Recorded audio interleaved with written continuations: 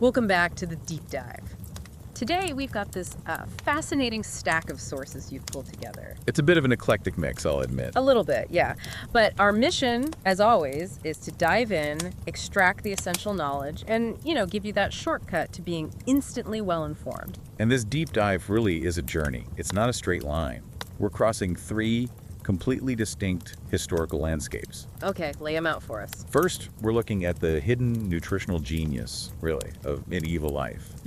Then we pivot to the brutal political training that forged Cleopatra. And the third? And the third is this profound, kind of paradoxical military community. The Lepidite The warriors. historical kaleidoscope, I like that.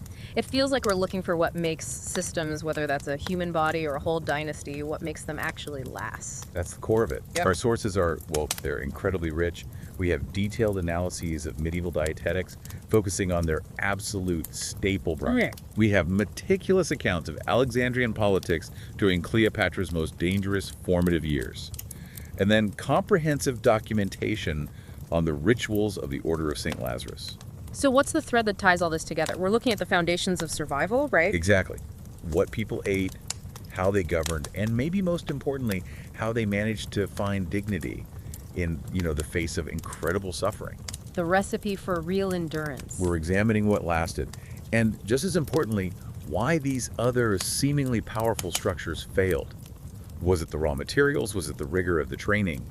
The community? That's what we're here to synthesize. Okay, let's unpack this. And we're starting, I think, where history pretty much has to start. With bread. With bread. But I want you to forget everything you think you know about some sad, heavy medieval loaf.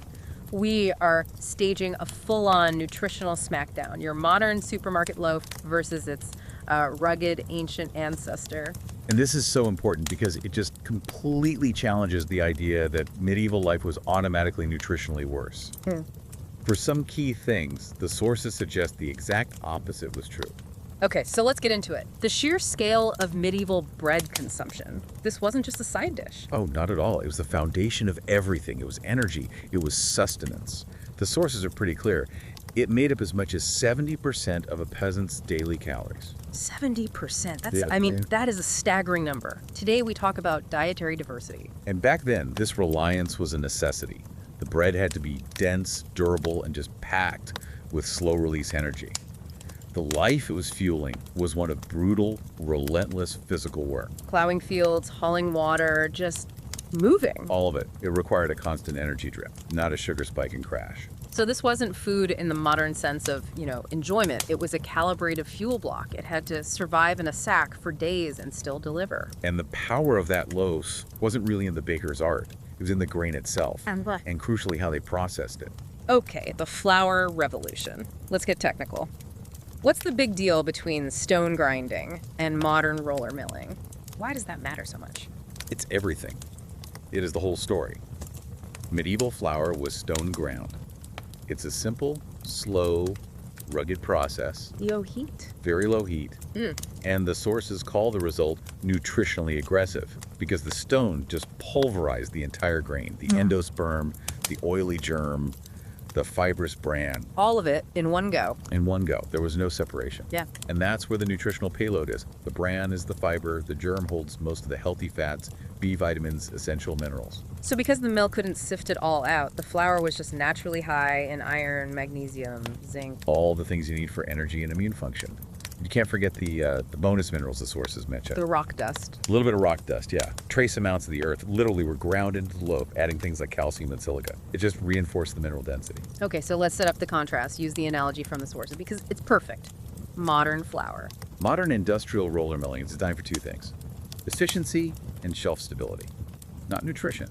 It strips away the bran and the germ because the oils in the germ, they go rancid. So it lasts longer on the shelf. Exactly. And the bran gets in the way of that light, fluffy texture we expect now. So you're left with this fine, white endosperm starch. They take out almost everything good, and then they add back a few synthetic B vitamins and some iron and call it enriched. And Another analogy? it's like burning down your house and then bragging that you installed a new doorknob. Wow. Yeah, that lands. The entire nutritional structure is just gone. It's gone. And it wasn't just the processing, it was the grains themselves, the medieval MVPs, as the source calls them. Einkorn, spelt emmer. These are genetically different plants. Modern wheat has been hybridized for, maximum yield, for easy harvesting, and for really high gluten content. That's what makes for those big, airy loaves. And ancient grains were just calmer, fundamentally calmer, yeah. They developed slowly, often in pretty tough soil. And that difference translates directly to our digestion. How so? The gluten structure is just. It's less aggressive, it's different. Modern wheat often has high levels of certain proteins that can be really inflammatory for a lot of people. It's why some people who get bloated or fatigued from modern bread can actually tolerate these older grains just fine. So the peasant was eating a grain that was just more compatible with human biology from the get-go. Right, and it had resilience built in. Modern wheat needs perfect conditions. Medieval wheat grew in poor, rocky soil. The source says it had literal backbone. And that toughness, that mineral density, it passed right into the bread. Okay, now for the real genius, the fermentation. You said sourdough wasn't a choice, it was a necessity. A necessity that turned out to be a nutritional miracle. Instant yeast didn't exist. So the dough relied on a wild ecosystem of lactic acid bacteria and wild yeasts. A microbial community. A whole community, yeah. And the key was time. Modern industrial bread rises in, an hour? The medieval process took 8, 12, sometimes 20 hours of slow fermentation. The source calls it spiritually awakened bread, which is a nice way of putting it, but chemically it was being transformed. And this long ferment gave the microbes time to do what exactly? 2 critical things. First, they start to pre-digest the difficult parts of the flour. The acids they produce and the natural enzymes in the grain start breaking down the complex gluten proteins into smaller, easier to absorb amino acids. Okay. And even more importantly, they digest these sugars called fructans. Fructans are a major cause of bloating and distress, even for people who aren't gluten sensitive. So the bacteria are basically cleaning up the flour for us before we even eat it? It's the ultimate act of digestive outsourcing. But the second task is maybe even more crucial for a calorie-scarce population. It's about neutralizing phytic acid. The anti-nutrient, I've heard of this. It blocks mineral absorption. It does. Phytic acid binds to iron, zinc, calcium, magnesium, and stops your body from being able to use them. So a person could be eating iron-rich bread, but if the phytic acid is still there, their body can't access that iron. Which is a huge problem if bread is 70% of your diet. A massive problem. But the long acidic fermentation activates an enzyme called phytase. Phytase breaks down the phytic acid, and suddenly all those essential minerals are unlocked. They become bioavailable. It's not just adding nutrition, it's unlocking it. It's unlocking what's already there. The bread was, chemically speaking, pre-digested. Which brings us to glycemic stability. All that bran and fiber, the source calls them natural speed bumps. Exactly. Refined white flour is basically pure starch. It hits your bloodstream like a tidal wave. Yeah. You get that huge sugar spike and then the inevitable crash, that 2 p.m. feeling where you just want to lie down. Right. The medieval loaf, with all its fiber and its acidic profile, slowed that whole process way down. The energy was released gradually, consistently.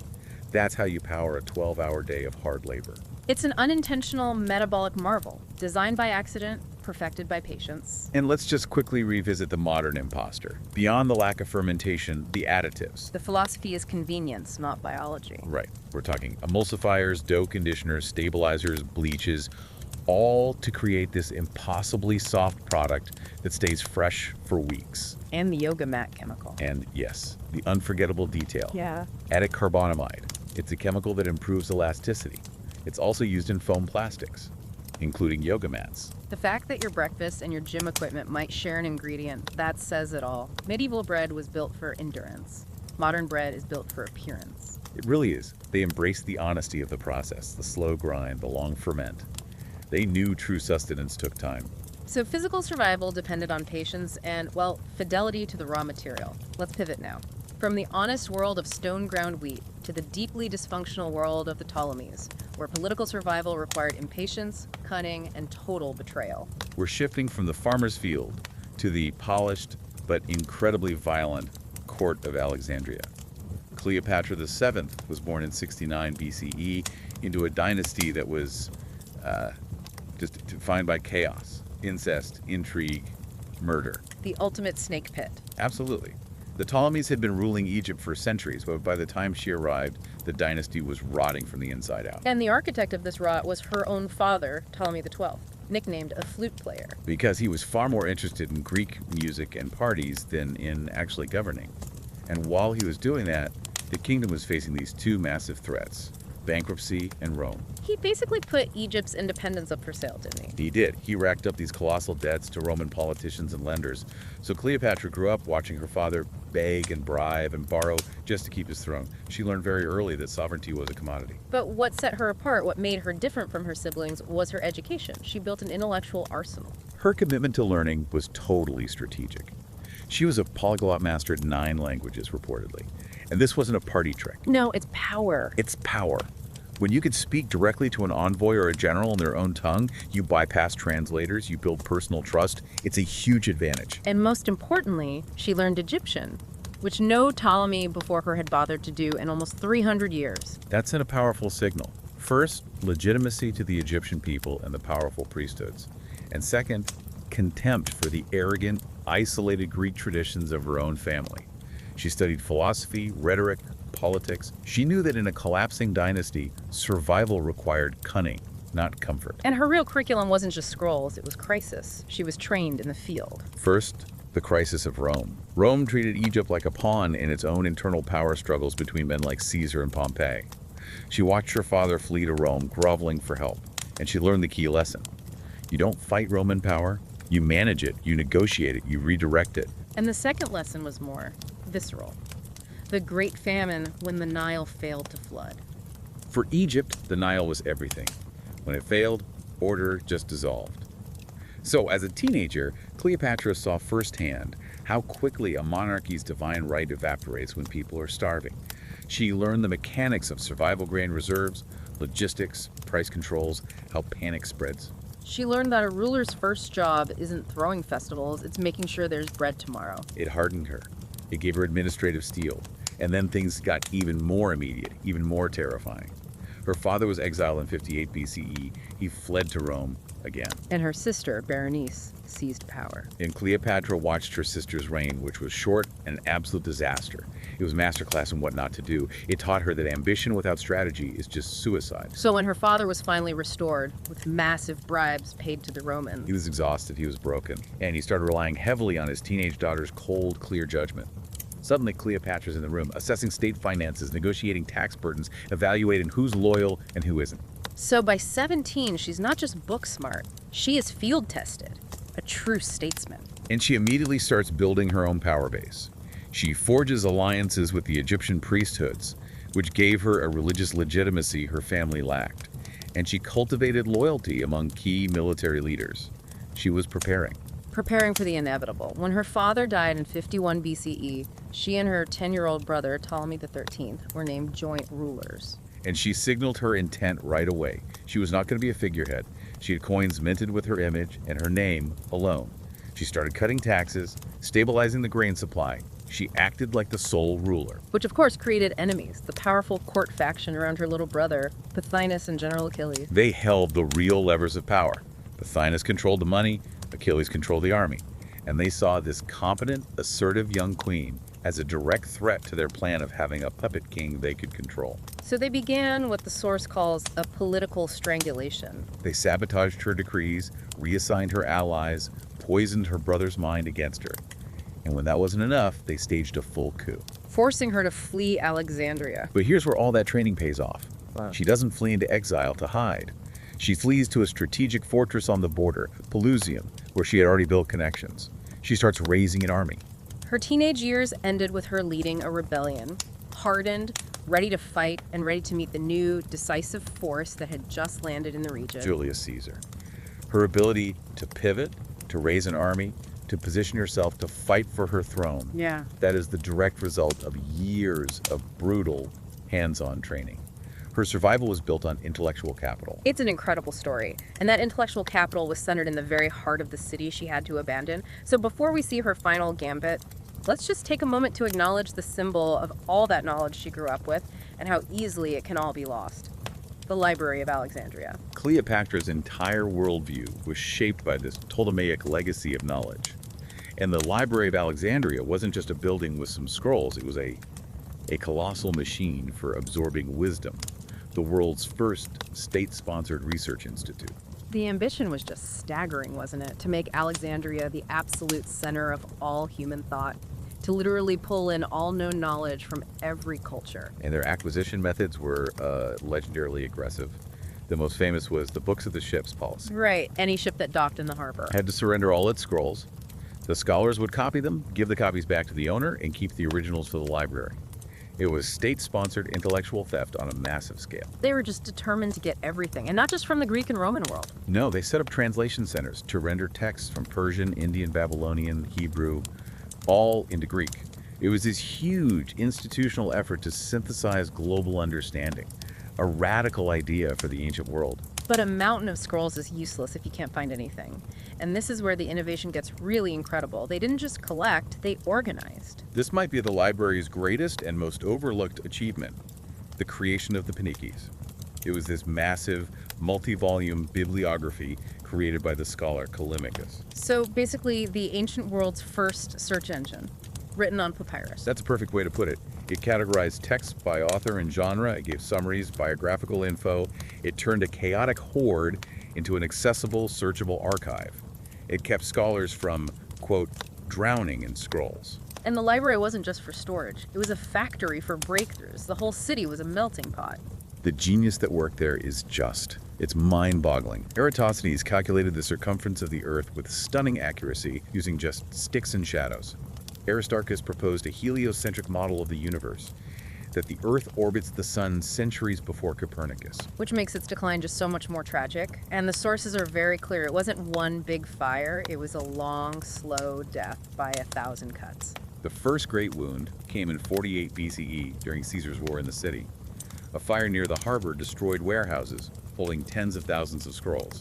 A massive loss of inventory, you could say. But the main library survived that. The decline was more about neglect, wasn't it? Political instability, budgets being cut. Exactly. Then there were more blows. A Roman emperor's campaign in the 3rd century CE destroyed the district where the main library was.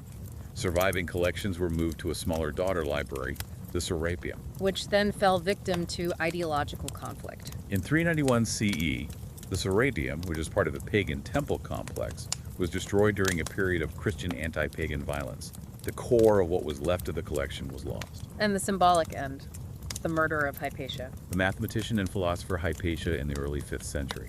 Her death really extinguished that last intellectual flame of old Alexandria. The cruelest irony is that we don't even know what we lost. When the archive burns, the index of what was in it burns too. Knowledge, even when it's monumentalized in stone, proved to be incredibly fragile. It needed constant, dedicated state power to maintain it. And when that failed, the knowledge just crumbled. We've seen the foundation of life in bread and the intellectual center of power in the library. Both proved vulnerable. Now, let's turn to a group that built their identity not on power or nutrition, but on finding dignity in the face of absolute, inevitable decay. This is such a challenging and, I think, a deeply moving story.